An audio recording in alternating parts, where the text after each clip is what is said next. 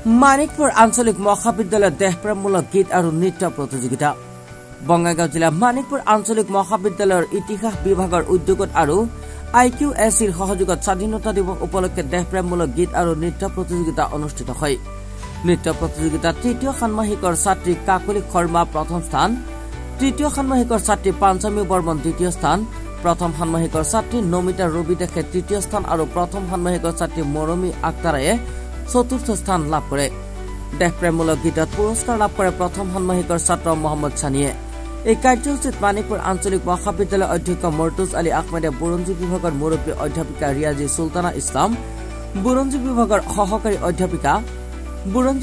সহকাৰী অধ্যাপক আব্দুল লতিফ, ৰাজনীতি বিজ্ঞান বিভাগৰ মুৰব্বী অধ্যাপিকা তথা IQACৰ সমন্বয়ক স্বপ্না বৰ্মন ডেকা, অৰ্থনীতি বিভাগৰ মুৰব্বী অধ্যাপিকা অনামিকা দাস, অসমীয়া বিভাগৰ সহকাৰী অধ্যাপিকা ডক্টৰ ভনিতা ভট্টাচাৰ্য, অসমীয়া বিভাগৰ সহকাৰী অধ্যাপক বুদ্ধদেৱ ৰায়, সংস্কৃত বিভাগৰ মুৰব্বী অধ্যাপিকা পিংকি দাস, বুৰঞ্জী বিভাগৰ অংশকালীন অধ্যাপিকা মৌচুমী দাস, ইংৰাজী বিভাগৰ সহকাৰী অধ্যাপক হেমেনজ্যোতি, বুৰঞ্জী বিভাগৰ প্ৰাক্তন ছাত্ৰ ছাত্ৰী সন্মিলনীৰ সাধাৰণ সম্পাদক শহীদুল আলী, বৰ্তমানৰ ছাত্ৰ একতা সভাৰ সদস্যসহ ছাত্ৰ ছাত্ৰী উপস্থিত থাকে।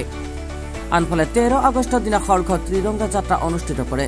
বুৰঞ্জী বিভাগৰ প্ৰাক্তন ছাত্ৰ ছাত্ৰী সন্মিলনীৰ সাধাৰণ সম্পাদক শহীদুল আলী, বৰ্তমানৰ ছাত্ৰ একতা সভাৰ সদস্যসহ ছাত্ৰ ছাত্ৰীসকল উপস্থিত থাকে। আনফালে 13 আগষ্টৰ দিনা খৰখত ত্ৰিৰংগা যাত্ৰা অনুষ্ঠিত কৰে।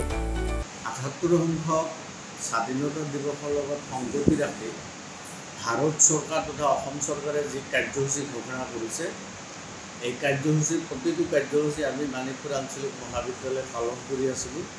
তাৰ ভিতৰত 12 তাৰিখে চাফাই অভিযান আছিল, 13 তাৰিখে 7:30 বজাত পতাকা উত্তোলন কৰিছিলোঁ আৰু ল'ৰা ছোৱালীহঁতক লগত লৈ এটা শোভাযাত্ৰাও কৰিছোঁ আৰু প্ৰায় সংখ্যক ছাত্ৰ ছাত্ৰীৰ হাতত আমি ত্ৰিৰংগা হাতত দিছোঁ। তেওঁলোকে প্ৰচেছন কৰিছে, শোভাযাত্ৰাত ওলাই গৈছিল। আবেলি পতাকা আমাৰ এই দিৱসটোৰ লগত সংগতি ৰাখি আমি কিছু কাৰ্যসূচী কৰিছোঁ। আজি আকৌ আমাৰ বুৰঞ্জী বিভাগ আৰু IQACৰ কোলাবৰেশ্যনত আমি আজি নৃত্য গীত আৰু এই নৃত্য গীতবিলাক দেশ প্ৰেমমূলক ভক্তিগীত এইবিলাকৰ কাৰণে আমি এটা অনুষ্ঠান পাতিছিলোঁ আৰু অহাকালি আমাৰ কিছু কাৰ্যসূচী হাতত লোৱা হৈছে। অহাকালি 15 আগষ্ট আমাৰ কাৰ্যসূচীটো কালি শেষ হ'ব আৰু অসম চৰকাৰৰ দ্বাৰা যিটো অমৃত বৃক্ষ ৰোপণ, এই কাৰ্যসূচী আমি সুচাৰুৰূপে পালন কৰিছোঁ। গতিকে মই আশা ৰাখিম এই প্ৰত্যেকটো কাৰ্যসূচীত বিশেষভাৱে মোৰ সহকৰ্মী শিক্ষকসকল, অধ্যাপিকাসকল, অধ্যাপকসকল, ছাত্ৰ ছাত্ৰী আৰু কৰ্মচাৰীসকলৰ যথেষ্ট অৱদান আছে আৰু ভৱিষ্যতে তেওঁলোকৰ সহযোগিতাৰে আমি মানিকপুৰ কলেজখন চৰকাৰীভাৱে যিবিলাক নিৰ্দেশ আহে আমি এইবিলাক পালন কৰাৰ চেষ্টা কৰিম। সৰভোগৰ পৰা শহীদুল আলীৰ ৰিপৰ্ট DX365।